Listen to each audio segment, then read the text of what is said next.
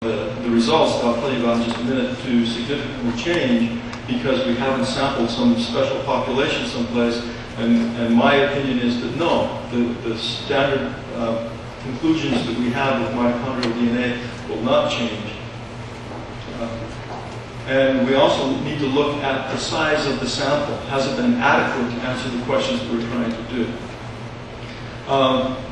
We already mentioned this one, the use of modern populations to deduce ancient population patterns is very risky. And there are other assumptions that we have to make about the past in order to interpret the genetic information. We have to make assumptions about population sizes. We have to make assumptions about selection factors and other things that are important.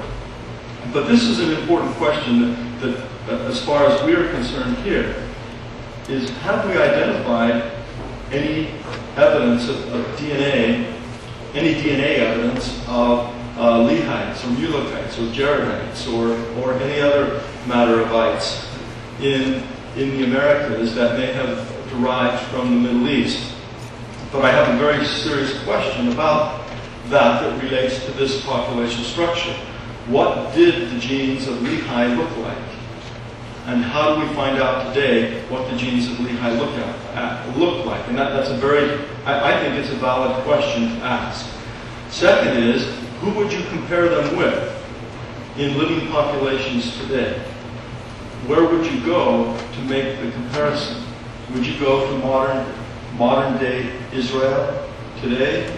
What is the genetic composition of Israeli Jews today? Is it the same as it was 2,000 years ago, 3,000 years ago?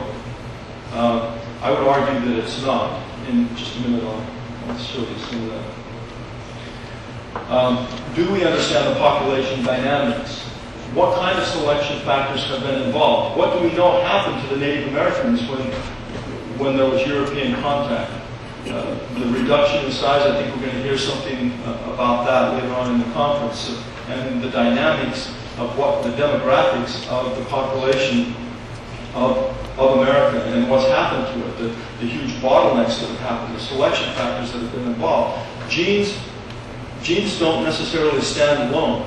They're connected to other genes, and their inheritance into the next generation is highly dependent upon how well their neighbors cause us to survive. And so some genes are preferentially preserved over others as we move down from generation to generation. So there have been environmental conditions that have caused differences in gene frequencies. There have also been disease factors that have changed differences in gene frequencies. There have been drift, we call it in genetics. It's bottlenecks where populations have dropped down. In some cases, we know that complete populations were removed from the Americas. And overall, there are estimates as great as 90% of the population that was present prior to Columbus was reduced. It was reduced to 10% of that population prior. Another little part of some just straight statistical genetics is the question that we would have to ask: what would be the fate of a new mitochondrial line that enters into a population after 2,600 years? And it's highly dependent on a number of things. The size of the population in which it's entering into. My assumption, and one of the assumptions that I have in making my hypotheses about Native American DNAs, is that when Lehi arrived in the Americas, he did not arrive to a barren continent. There, in fact, were people living here on the Americas. I believe that the archaeological, the anthropological, and the genetic evidence is so overwhelming that there were numbers of people living on the Americas at the time that Lehi arrived. And so we then have to ask the question: what would be the result of new mitochondrial lines that were added to that population? And the result is that on most population models that we look at, we would not expect to find any of those present after 2,600 years. There's another problem with that.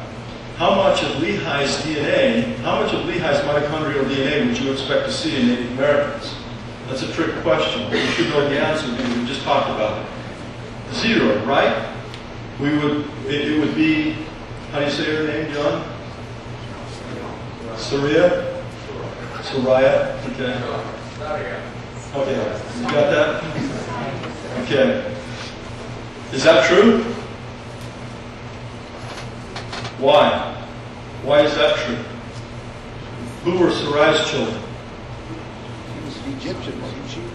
Well, Sarai's children were Laman, Lemuel, Nephi, Sam, Jacob, Joseph. Do you see any mitochondrial carriers there?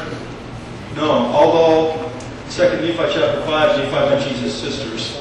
So perhaps there were a couple of Sarai's daughters that survived that then would produce a possibility. But who would that be? Who would then be the mitochondrial donors for this group of people who came from the Middle East? The wife of Ishmael, right? The wife of Ishmael. Who was the wife of Ishmael? Mother of the daughters. Okay. Actually, I asked Professor Nibley that a couple of years ago. I said, who was the wife of Ishmael? And he said, Hannah. I said, I scratched my head. I said, Hannah, where did you get that? And he said, well, it's as good a guess as any.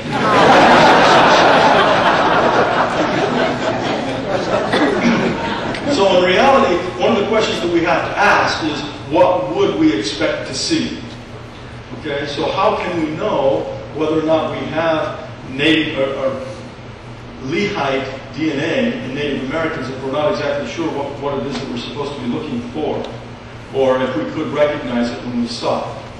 Okay. Even with that, I'm not sure that we have seen any of Lehi's DNA in Native Americans, but that's just important for you to be able to make that determination, that you know the parts that go into understanding the data so that you can interpret it. Admixture is another big problem that we have when we start to come into big populations, and I'll talk about that in a minute. And when you do get the results, how do you interpret the results? It's very important that when you form a hypothesis in science, that you go in, like I said before, with a hypothesis that can be falsifiable so that you can know when you're wrong. That's how science moves ahead, by rejecting hypotheses. So we go along and we work really hard. We may like that hypothesis a whole lot, but we have to have included in that experimental method a way that we can tell whether or not we're wrong. And when we're wrong, then we have to be able to reject that hypothesis, reform a new one, and go on. That's how science moves. That's where it goes. Okay? And I've had my fair share of hypotheses that have worked that way, in that they have been rejected. And so we need to be able to identify those genes that will allow us to make that hypothesis valid. Now, let me talk about this admixture problem. If we accept that there were a number of Americans, a number of people who lived in the Americas prior to the arrival of Lehi, then we have an admixture problem, and this has to do with mixing of genes. An example is in the black American population we have here in the United States. About 300 years ago, the slave trade ended. Okay, there were a large number, let's talk relative numbers of people, of white Caucasians living in the Americas, and the numbers of black Africans that came in the slave trade, versus the number of ancient Native Americans living in the continent, and the introduction of Lehi and his genes, or Mulek and his genes, or Jared and his genes. And if you sort of put that picture in your mind, you can sort of see that I would guess that the slave trade brought more black African genes into the Americas than did Lehi. And let's see what's happened to those black African genes in the Americas over the last 300 years, which is approximately 10 generations.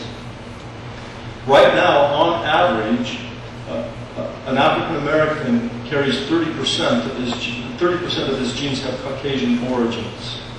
Okay? And it varies somewhere between 10 and 50%, depending on whether you're in the southeast or the northeast or the